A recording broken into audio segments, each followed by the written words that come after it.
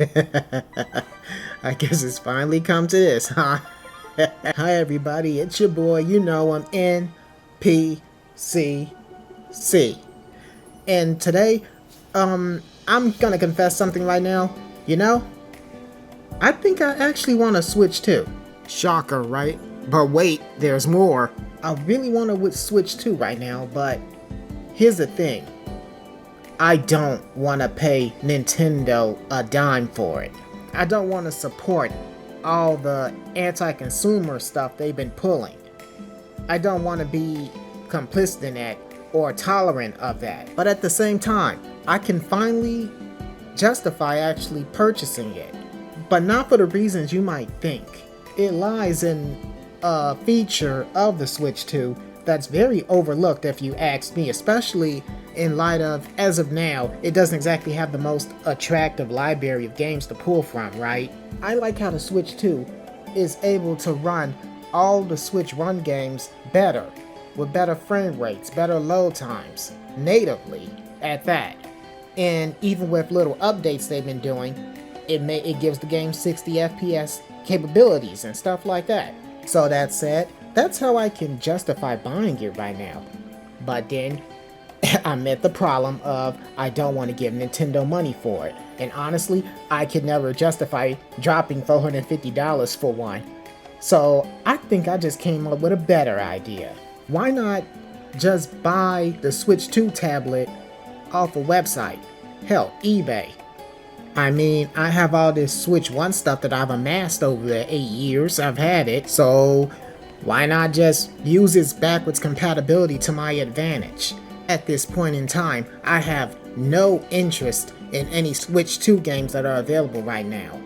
But I have this whole library of Switch 1 games that I digitally got and inherited from my late love, Joanna, to pull from. So, do I really need to buy any more of those? No. But would I like to run all of them better? Have better load times, better performance across the board? Yes. And I'm very curious on if they're gonna give Xenoblade Chronicles X that 60 FPS update. I would love to see my Xenoblade running in 60 FPS, you know? One day, I want to see my Xenoblade slay in 4K. Bars. So that being said, I've been in talks with somebody on eBay, trying to make sure that the console isn't banned, for one thing, primarily. The tablet has no blemishes, no scratches, or anything that I'd care for. Still legally blind, I'm definitely not going to be just playing it in tablet mode, but we'll get to that. And given all the equipment I have as a computer builder and my knowledge, I could easily save myself over $100 just by buying the tablet alone instead of the whole damn console, you know? Then I want to talk about the second part of my plan. I'm planning to sell my original Switch with the games I'm not playing anymore. Should I get this new Switch 2 and the transfer is successful, and I'm sure I can do without it. I think that'd be a fitting end for things and to save me the chunk of money that I lost getting the tablet. So that would basically explain my whole thought process, my whole plan here, and I hope this works. So as always, I hope you all wish me luck. Really, I'm gonna need it. I feel like I about lucked out when I built Project S76R. Early on in my plan, I almost had a disastrous moment where, while gathering the Switch 1 parts, I included the armor, right? The protective armor. Thought it'd make it more safe for the shipping and all. But the thing was, in the armor storage compartments to hold the cartridges for on-the-go travel, I forgot that I left 2 games in those caps.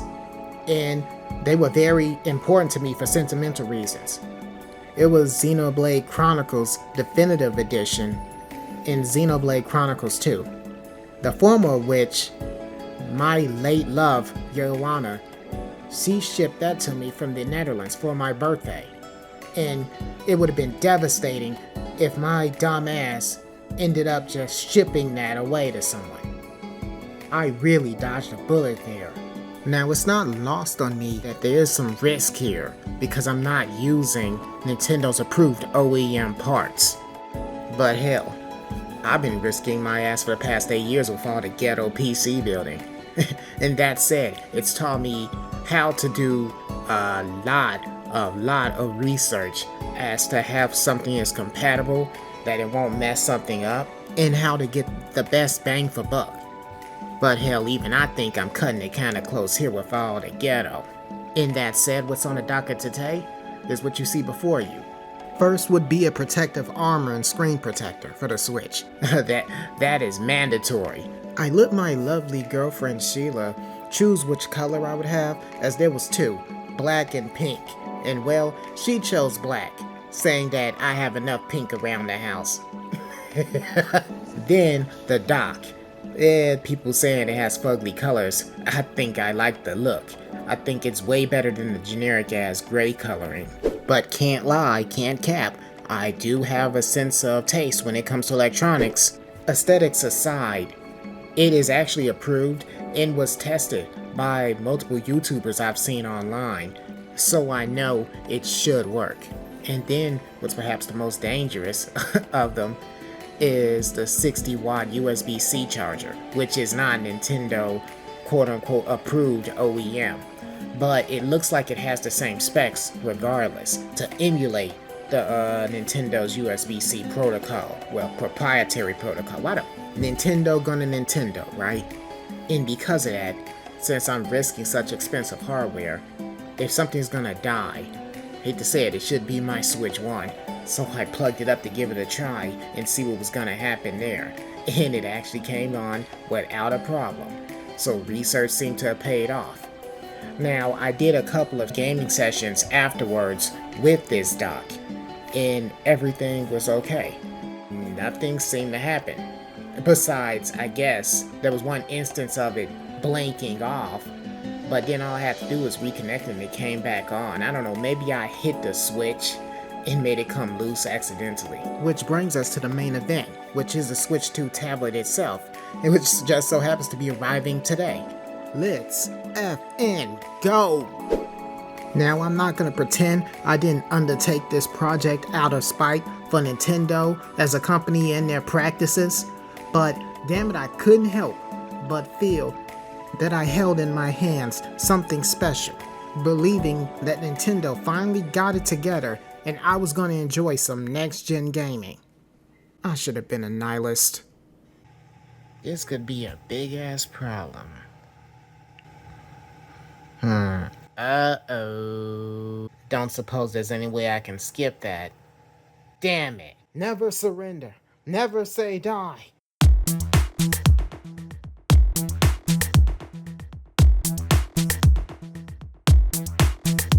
I'm panicky, like the horror movie person running away from the crazy serial killer and fumbling with the keys. That was oddly specific. Okay. Good news, I know the dock works. Bad news, I'm still in this situation.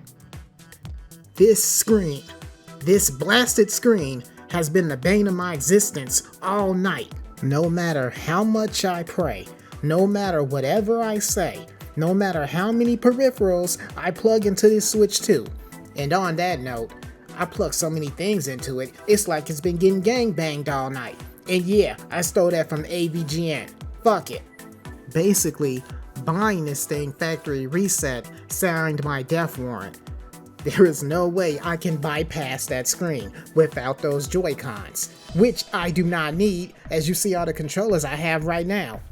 I have gone as far as calling all my local shops and game centers and game stores, trying to ask them if I could just borrow those Joy-Cons and connect them so I can finish the setup. But of course, since the Switch is new, or because they're full of shit, they're telling me they do not have used ones available for me, which means I would have to buy new.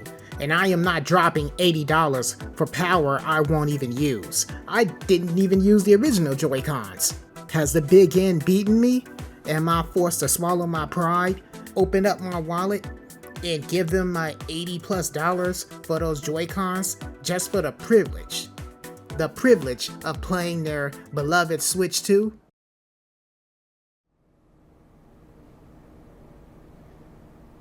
Yes. And Hell no!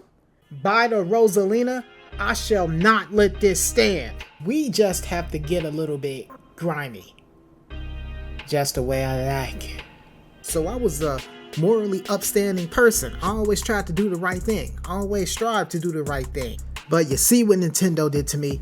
Now, I'm the type of person who goes to Walmart, buys the Switch 2 Joy-Cons online, do the click-in process to get me through the setup, then go back to the Walmart store and try to return them.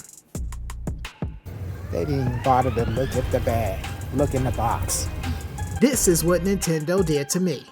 Yeah, I'm actually shocked at how easy that was. I want to take this time to shout out the customer service rep at Walmart who assisted me with my refund. Perhaps I called her on a bad day, which ironically turned out to be a good ass day for me. I mean, she didn't even ask me for the order number, the receipt, my ID, nada. She just took the box, processed the refund, and it was going right back to my credit card. Well, shit. It was like 8 o'clock central, so let's be real, she probably was in dilly-gap mode at that point. But damn, if I was feeling really grimy at that point, I could have switched out my original Joy-Cons and put them up in the box in place of those Joy-Con 2s, and none would have probably been the wiser. But I'm not that grimy. I wasn't gonna do that to her. She kinda did me a solid. There was no hassle, no fuss, and I got the refund just like that. So, no complaints. I'm honestly surprised at how easy it was. Granted, I don't make a habit of returning stuff like this, but grimy times call for grimy measures. While I'm waiting for this transfer process to finish, I need a goddamn bath. I feel really dirty right now.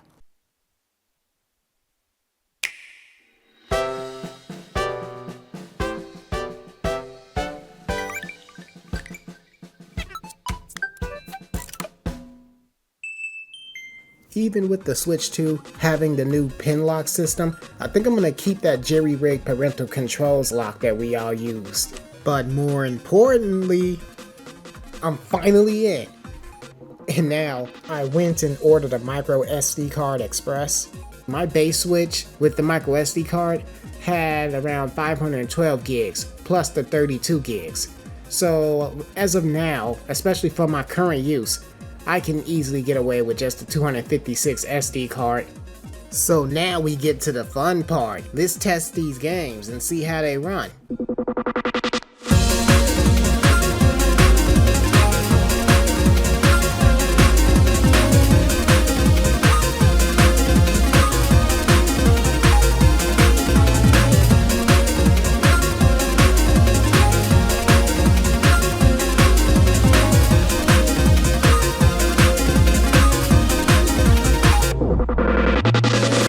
Oh hell yeah, now I'm playing with power.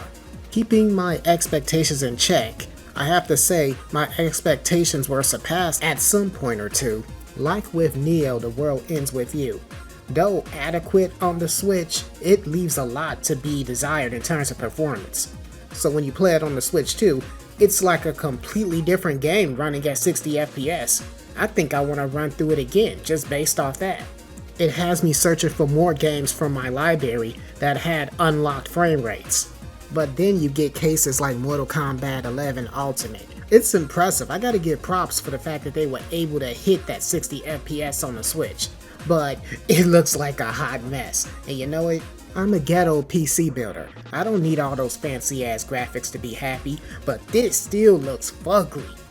And look at those load times. I mean, I haven't even bought the enhanced version of Kirby and the Forgotten Land yet, and there is a noticeable difference. Every game I'm currently playing right now is largely benefiting from these reduced load times.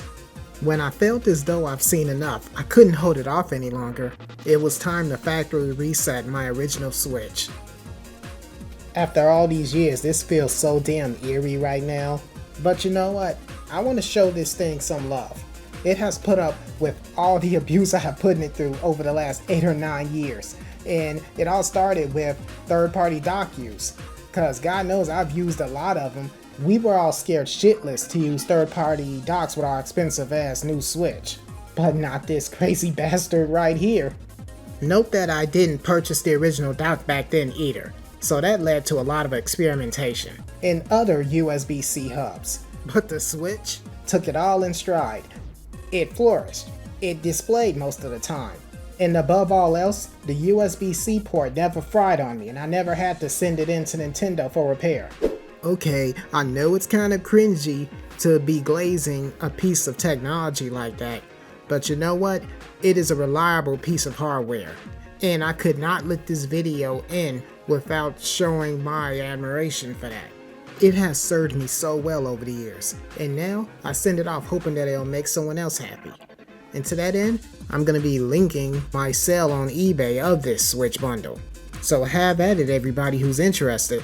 Okay, I know what you all are thinking. So how much did this cost me? How much did I save?